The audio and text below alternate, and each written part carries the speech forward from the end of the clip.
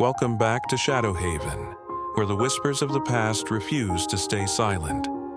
In Part 1, we witnessed the rise and fall of Eldrick, the dark wizard who terrorized the town. But every end is just a new beginning.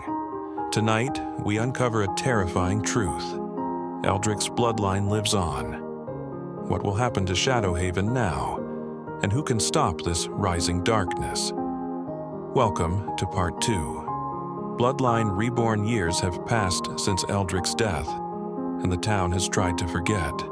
But some curses are not so easily buried.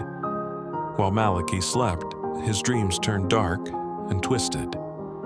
In the shadowy depths of his mind, a figure emerged, his father's spirit, shrouded in flickering shadows. Eldrick's voice echoed, low and commanding. Eldrick's spirit, Malachi, my blood, my heir, it's time you embrace your destiny. The spectral figure reached out, placing a ghostly hand on Malachi's chest. Malachi jolted in his sleep, his body convulsing as dark symbols began to etch themselves into his skin. His eyes snapped open, glowing black, and his voice was layered with Eldrick's sinister tone. People report seeing shadowy figures lurking in alleyways. Streetlights burst, and a chilling wind sweeps through the streets every night. A group of friends walks home late one night. One of them, Emma, feels like they're being followed. Emma, guys, do you hear that? Amanda, hear what? Emma, footsteps behind us. They turn, but there's no one there. As they walk faster, the shadows on the walls stretch unnaturally long. A whisper echoes, "Leave." The people of Shadowhaven thought the nightmare ended with Eldrick. They were wrong. Malachi spends hours in his apartment, experimenting with his newfound powers. He discovers he can manipulate shadows and read people's darkest fears. In his mind, his father's voice grows louder.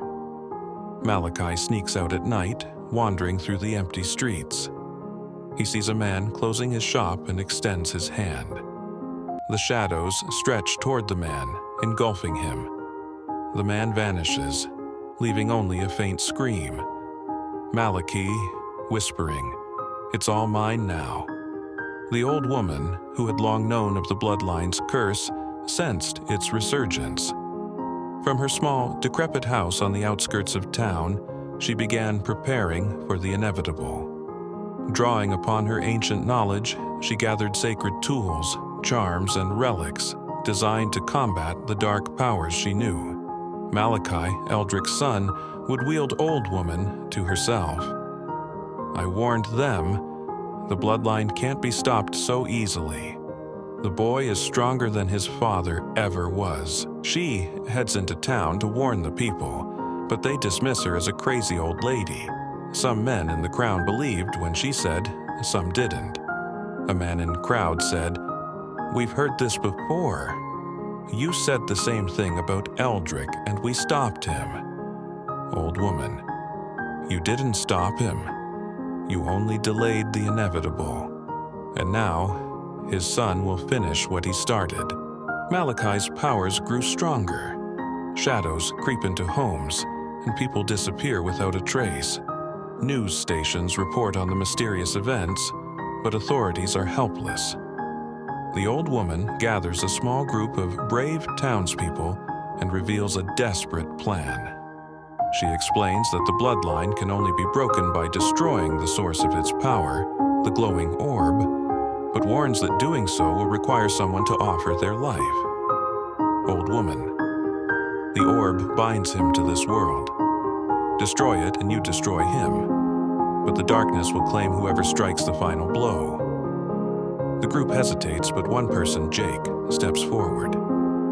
Jake, "If it's the only way, I'll do it." The group confronts Malachi in his lair. Shadows writhe around him like living creatures and his eyes glow with dark energy. "Malachi, you came all this way just to die?" "My father was weak, but I won't make the same mistakes." A fierce battle ensues. The shadows attack the group, pulling some of them into the darkness. Jake fights his way to the orb with the old woman's help. As he raises a hammer to smash it, Malachi screams and lunges at him. Malachi, no, you don't know what you're doing. Jake, I'm ending this.